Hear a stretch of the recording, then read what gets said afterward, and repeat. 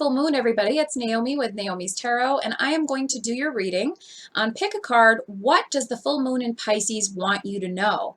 What does the full moon in Pisces want you to know? Pick a card, 1, 2, or 3. Concentrate now, and I'm just going to talk a little bit more about the moon. So it looks like the bottom of the deck is good luck. There's going to be a lot of good luck for everybody on this full moon or this month. It's a good omen that was at the bottom of the deck. But Pisces is the opposite of Virgo. As you all know, we are in Virgo month. I have my, yes, Halloween, Scorpio month, or Libra month stuff up early, but I love Halloween, so I don't care. It's going to be up for as long as I can have it up. I'm one of those people who decorates early for Halloween like some people decorate early for Christmas. I like Halloween and New Year's.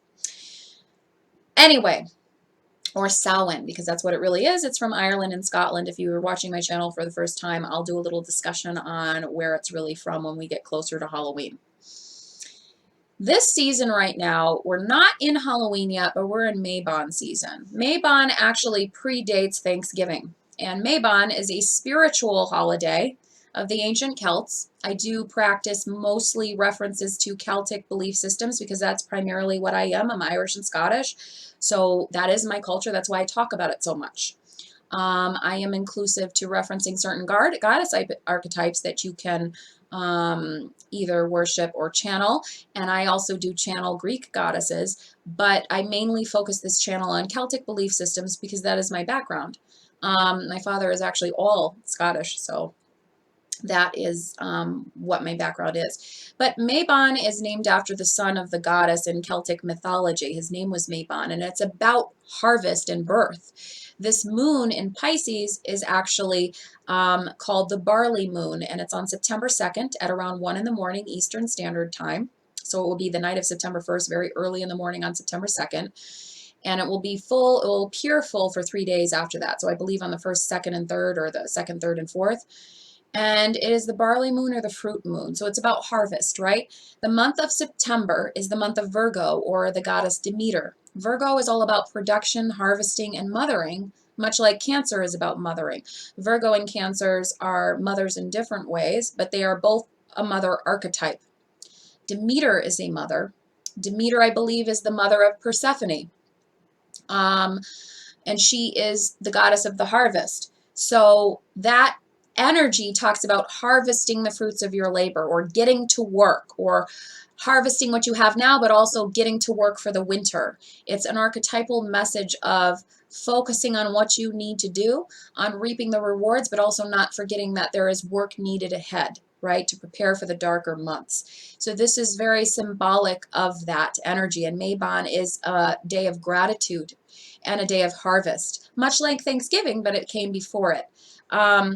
So I'm going to go into your pick a card reading, and I'm also going to be offering abundance spells or prosperity spells on the 2nd of September. I highly recommend to get one because this is about harvesting. It's about abundance, this full moon. It's also about introspection, though, because it falls in Pisces. So you can also get a love spell that day, or any kind of spell you want. But I recommend love spells and prosperity spells on the 2nd of September that I would do for you. It's all about introspection, getting in touch with yourself, getting in touch with your emotions and what you truly want, and listening to your heart. But it's listening to your heart doesn't involve forgetting your head. When your heart is leading you somewhere that's painful, you need to use your head to question if that's really good for you. So I'm not one of those spiritual teachers who say, oh, use your heart all the time, just follow your heart. Sometimes the heart will lead you to pain. So sometimes the head is necessary in tandem with the heart to make the right decision for yourself. But Pisces is all about introspecting, going within, and following the heart. So if you chose message number 1, message number 1 says there is a flame burning, and this flame is something that will lead to a celebration and a happier time. But you must move beyond your enemies or your naysayers or the birds. So there are enemies surrounding you, or there are people surrounding you that maybe are not so supportive of you. And the flame burning talks about no matter what, this flame burns with desire. This flame neutralizes the evil surrounding you. This flame neutralizes the naysayers surrounding you. And it leads you to this happier time of appreciation, of innocence, and loving your life again, and celebrating your life again. and having awards and honors befall upon you. So the full moon says that if you chose message number 1, the bad luck from the past is behind you. The naysayers, the enemies you can leave behind, because your good luck that's coming to you is well deserved. And many calamities that have happened to you in the past are now falling behind, and you're going to a time of good omens. You're at a crossroads in your life right now where you're going to see more success coming in. But garnering that success, number 1, part of garnering that success is about understanding that it's resting in now. It's resting in and enjoying now and releasing any negative energy from the past and resting in that enjoyment of prosperity, whether the prosperity is in money or it's in love, or if it's just in good things happening that are making you happy lately, or smiling about certain things in your life. It's resting in that and accepting that and being able to accept gifts, accept compliments from others, accept the goodness coming to you, not rejecting it. Because the more you accept it, the more you will see happen in your life. And that will help you to raise your vibration and energy to move beyond those negative individuals who do not have your best interest in mind. If you chose message number 2 of the Pisces full moon wants you to know, the Pisces full moon wants you to know that the last piece of the puzzle will be falling into place. You've been working really hard on something. Maybe you were at a crossroads where you had to make a decision between 2 people or 2 things, and you're going to be returning to this time of enjoyment, time of peace. I got this kind of for number 1 as well, but this has more to do, I feel like, with work with you, and you're putting the last pieces of the puzzle together on some project.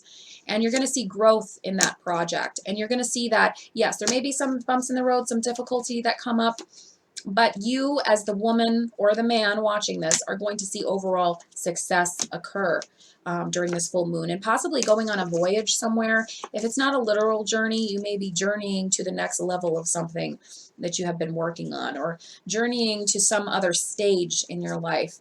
And it's going to require some inner introspection. Again, Pisces is a very introspective sign. It's about knowing yourself, reflecting on what you want, what you need, what you feel, especially within the heart center, and making a final decision, final judgment on that, and trusting in your intuition that it's in your own best interest. It doesn't mean following your heart blindly and getting hurt. It just means trusting that your heart ultimately knows what's right for you and taking a chance. And, and also knowing that in that chance, the rewards will be given to you, and the rewards will be numerous. And you will find balance, you will find perseverance, and you will climb this mountain that you were trying to get over. And it will come with narrowing on being a master at certain things, or narrowing on being a perfectionist at certain things. That's also Virgo energy, is really narrowing your focus, not overwhelming yourself. And knowing that if you really focus on that 1 or 2 things that you really want to focus on, you are going to perfect your ability to either be the best you can be in a relationship or to be the best you can be at this job, because you allowed yourself to really narrow your focus and do your best. When you spread yourself too thin, sometimes that's where you're only doing everything mediocre. You're never really doing anything to the best of your ability. And you will find greater stability. Save for a rainy day. This literally could mean save your money or save your energy. And allow yourself to rest in what is now and enjoy the benefits or the rewards that you are receiving right now. Rest in what is, enjoy the benefits, enjoy the rewards of this Pisces full moon, and then say, I am willing to accept and receive further abundance from the universe, from God, from Goddess. I am open to it. If you chose message number 3 says, for the Pisces full moon, message number 3 says, okay, so in your past, you felt like you were deceived, and you're releasing that deception or the backstabbing. Maybe you were dishonest to yourself. You knew how a situation was going to go, but you didn't want to accept it. Or maybe somebody was dishonest to you. You were releasing that. And you are manifesting as above, so below, with the Fountain or the Magician card, what you would like in your future. You are manifesting a new future for yourself. It's time to release the rigidity of the past, to allow that door to close in the past, to understand that, yes, there were differences, but also differences mean choices. And you're no longer obedient to your past. You are no longer obedient to your past, because in the present, you have confidence in yourself that you still can manifest the things that you desire, number 2. And there is a great potential for you to change, to make a change in your life, to use this High Priestess of Fire energy and move on to a new beginning, and transform yourself with Gaia to grow up to greater heights towards the sunlight. Because in the future, all will fall into place in divine order. There may be a waiting period where you're going to have to be patient alignment and surrender to where God, Goddess wants to take you and flow you.